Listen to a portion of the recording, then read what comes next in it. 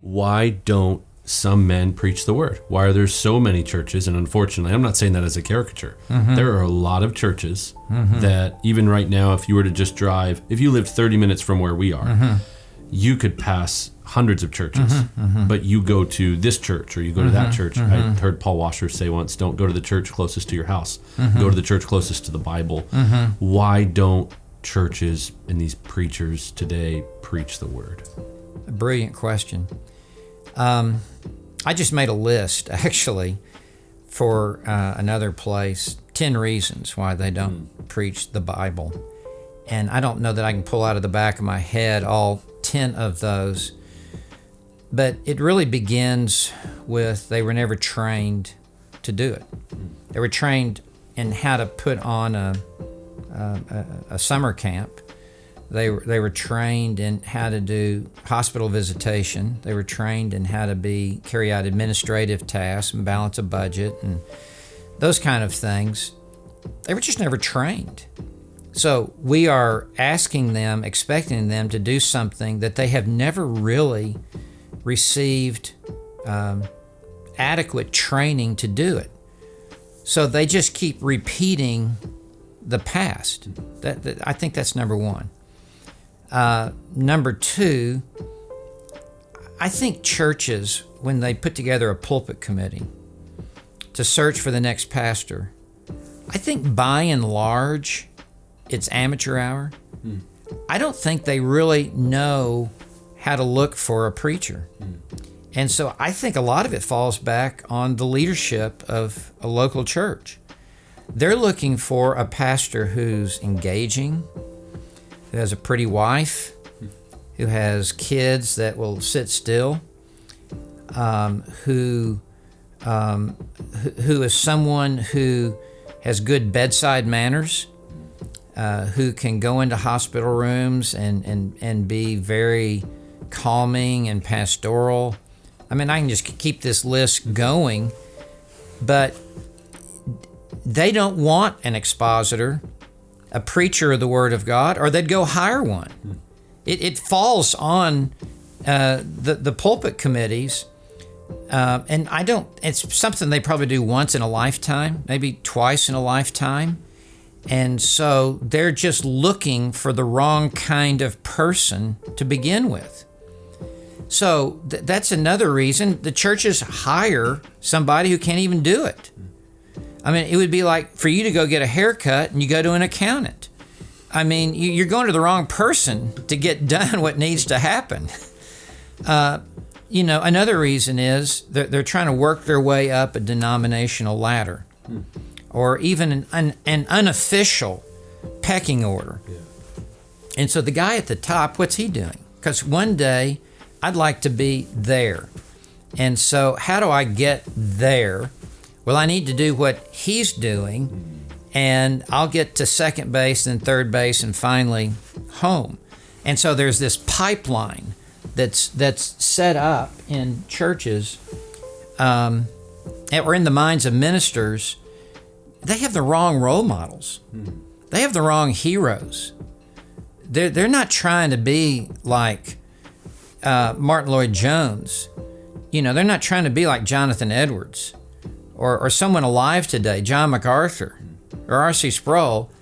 They're trying to be like some spiritual lightweight. And so they're imitating the wrong person. I think on top of that, the congregation.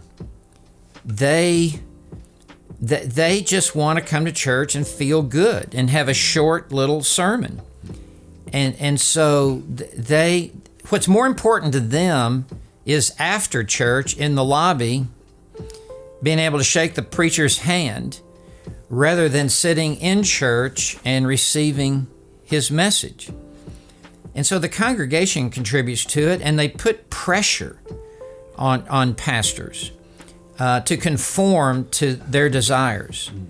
And they place time demands on them, and such that they expect the pastor to be at their bedside every time they're in the hospital, like they're a Catholic priest. Nobody can die without the pastor there in the room, or the guy's going to go to purgatory. Yeah.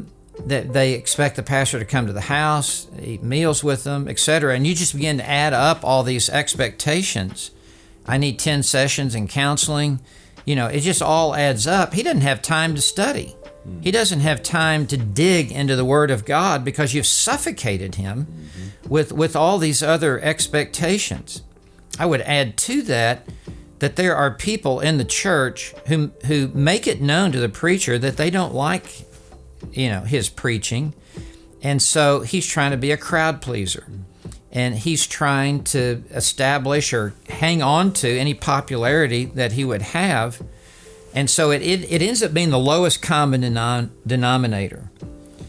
Those are just some of the reasons, Costi. And I would add to that, maybe he's just never been called to the ministry to begin with. I actually contend we need fewer preachers, not more preachers.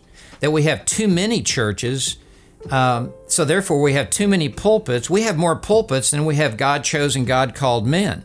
And there have been so many splits of churches, and with every split, you've just created more pulpits. And so therefore, in some of the churches, quite frankly, it's amateur hour who gets put up to preach. Someone who's never been trained, never been taught. Would you let someone do brain surgery on you who's never been to medical school? No way. It's not going to happen.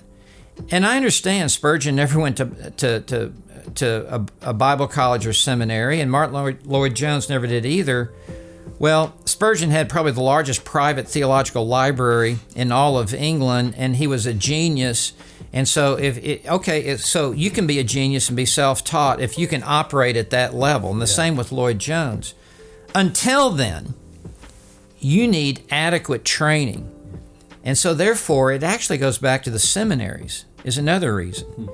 The seminaries have not really provided the adequate training that such men need to make the primary ministry the preaching of the Word of God. You have so diffused and compromised and really divided up the pie with so many responsibilities that you've never provided him the adequate training. So I would go back to the seminaries and I would lay it at their feet as the point of origin on this. And I came up with, some other reasons. I think we've bought into this lie that people don't have a long attention span anymore. And so therefore, you need to bring a 22-minute sermon because people can't hang with you. Well, how strange that is, because the night before, they went to a concert that was a 2-hour They hung just fine. concert. And we were just fine. In fact, they showed up early for the warm-up act, which was, 45 minutes before that. But they showed up before that for the tailgate thing out in the parking lot. And then they signed up for the meet and greet, afterwards. It's a 6-hour night. Yeah, or they went to the football game, and the fact that it went into overtime, they were elated. They're not about to leave. and they showed up early to watch the band march into the stadium and the tailgate party, and 4 hours because all the commercials now. They're sitting there in the stadium. So they just invested 6 hours in this thing. They come to church and they go, "Oh, you're hurting my head." And they don't have time. I'm not buying it. I'm not buying it for 1 second. You have time for what you want. And so the fact is you just don't want anymore. And so the pastors cave into this. Yeah.